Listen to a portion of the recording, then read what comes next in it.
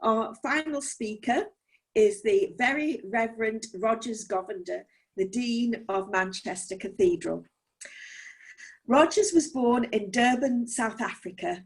He is sixth generation South African of South Indian ancestry.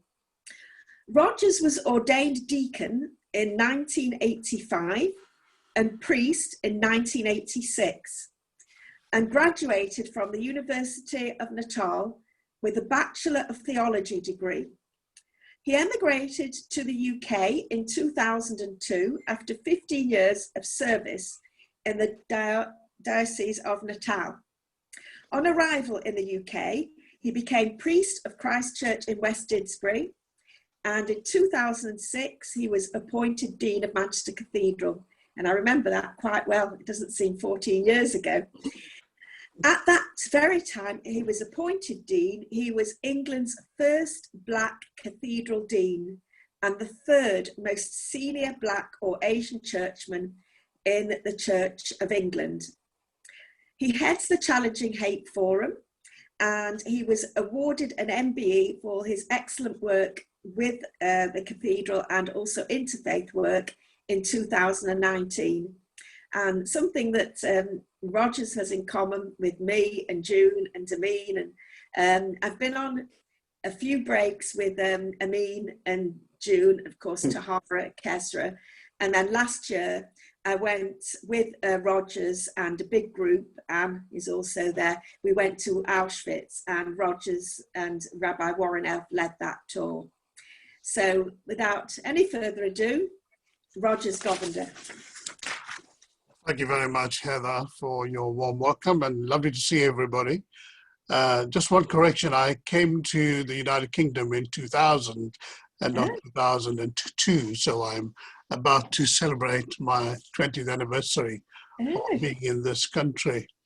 Let me begin by saying I've been asked to say what I liked about Kung Fu, which is something I adored as a teenager, and I'll spend the next 10 minutes saying something about that. I hope that's all right. Could I also say that when I lived in South Africa, I went to school, and at school I had Muslim friends, Muslim mates at schools. Where I lived in what was called an Indian group area, as we had the dreadful group area system in South Africa. And so I lived amongst Hindus, Christians, Muslims, Buddhists, and so on. And so learning about Islam from my friends was a very normal thing for us. We got to know what Hinduism was all about, what Buddhism was all about, what Islam was all about, because we lived as brothers and sisters one with another. I do not necessarily want to take you through a long list of the history of Islam. You all know, I'm sure, that Islam originated about 1200 years ago with a message to the Prophet Muhammad from God through the angel Gabriel. And we know that Islam is the second largest religious affiliation in the world after Christianity. The thing that has really interested me in Islam over the years has been the 5 pillars of faith in the main. Because for me, that's the central core of Islam, as indeed one would be interested in terms of what are the central core of any faith community. So the profession of faith, prayer, fasting, zakat, pilgrimage, and fasting, and so on are the pillars of faith in Islam. And let me say why I want to focus on that for a couple of minutes, because in Christianity there is this great big notion, especially in the age in which we live, where we have some really serious, even furious debates within the Christian church, not least in the Church of England. Those of us of a more liberal persuasion will say that we are not interested in orthodoxy as much as we are interested in orthopraxy. It's all very well having great beliefs, but unless those beliefs are transformed into right action.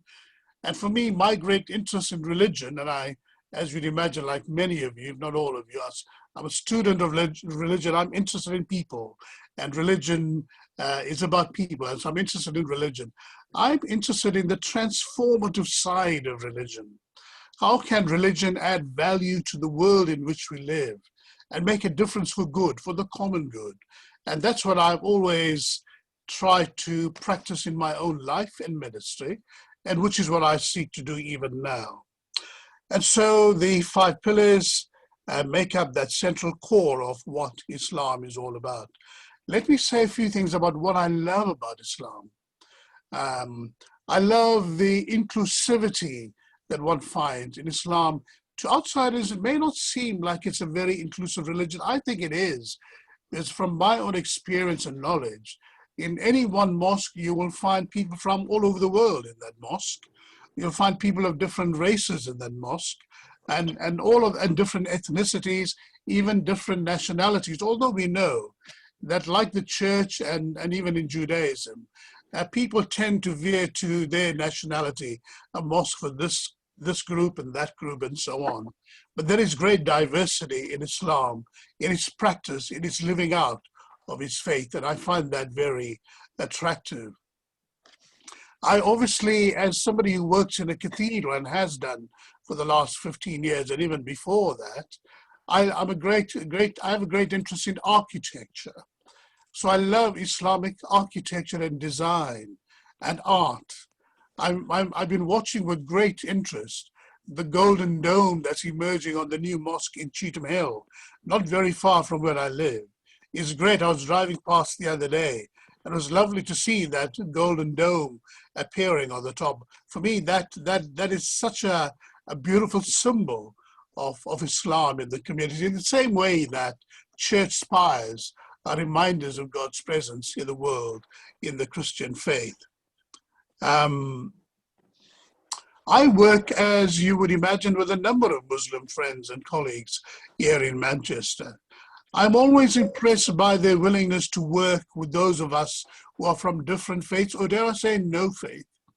And that willingness to collaborate in our city. I know it's not necessarily the case in every place, but in Manchester, I love the fact that we are willing to collaborate and we are able to do some amazing things together. Because we're willing to not just stick to our tribal kind of understanding of our faith, but rather a broader, a bigger kind of vision of religion, of God, and its ability to change the world. Many of you will know that each year, apart from this year, of course, I host an interfaith iftar at the cathedral. Well, I love iftar. I love the iftars in Ramadan.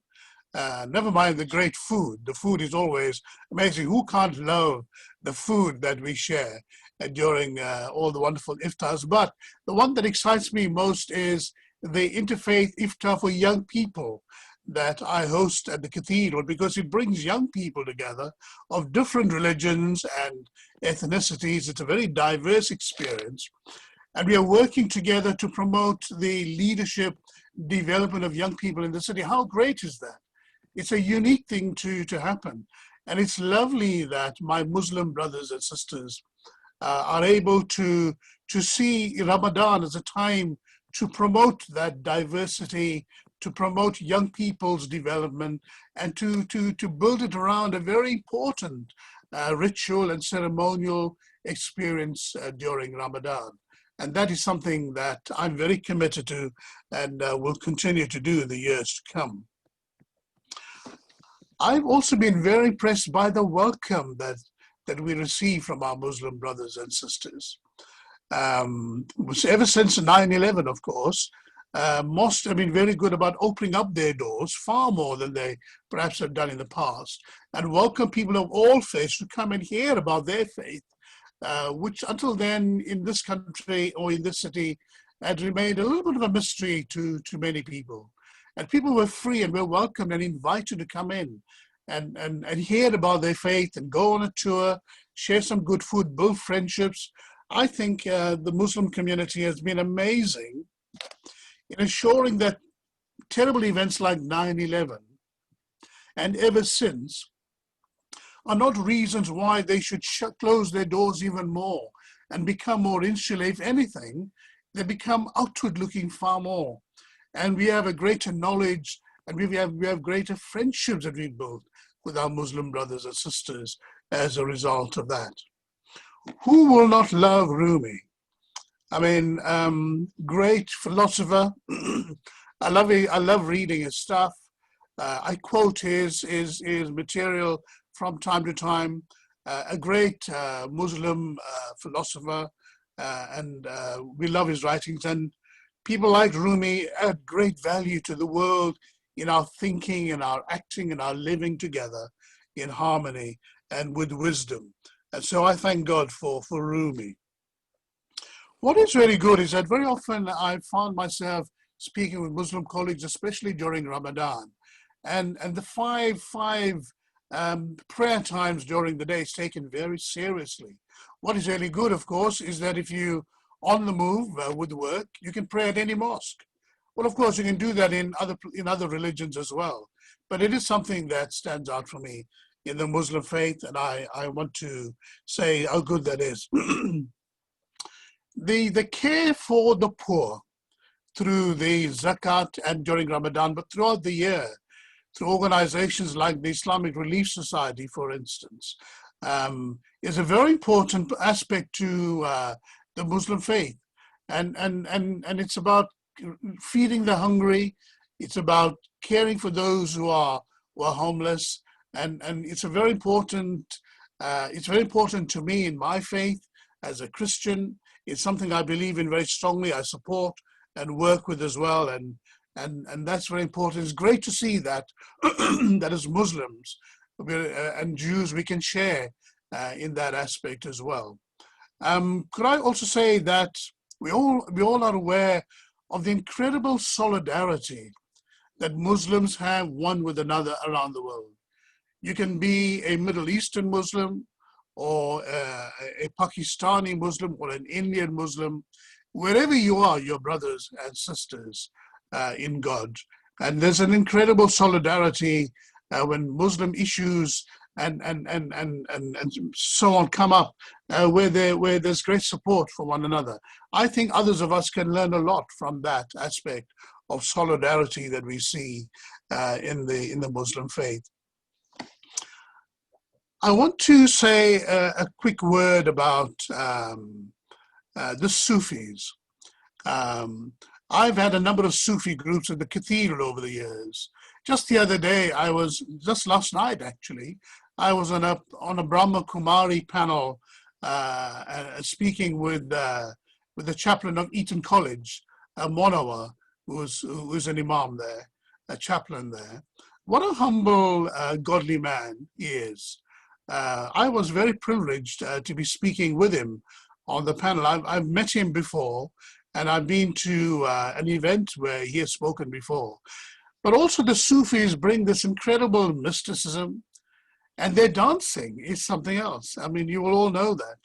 We've had such joy dancing to Sufi songs and music at the Cathedral.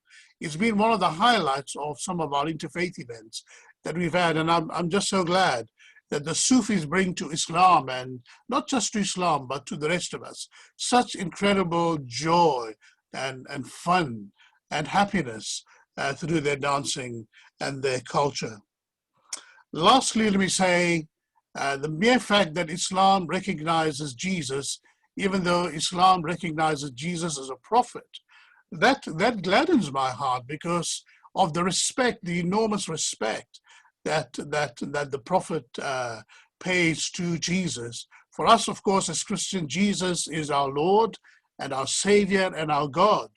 But however, as a prophet, being respected in that way obviously warms the heart of somebody like me, who is a teacher and preacher of the Christian faith. Lastly, I did say right at the very beginning, my interest is in orthopraxis rather than orthodoxy. It's about how we live our life. And it was St. Francis, that great Christian leader, who said, preach the gospel, use words if necessary. I think I see the joy and the beauty of Islam in the lives of my Muslim friends and colleagues. And we were thinking, I was thinking just so sadly, today and yesterday, when we heard that our friend Asir has died rather suddenly. Asir, well known to us in the city. She's been a member of the Faith Leaders Group that Nidhi and I are part of, together with others, with Reb Nawaz and so on. We know her from her work at the university, chaplaincy, at the hospital, at the airport, in the community.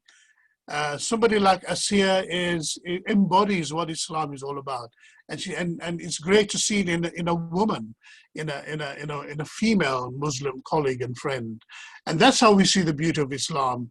And those are the wonderful things that I want to hold up and be grateful for, and thank God for in my Muslim brothers and sisters, and in the Muslim community as a whole. I could go on much longer, but I will stop there. I suspect my time is up. Thank you so much for listening to me.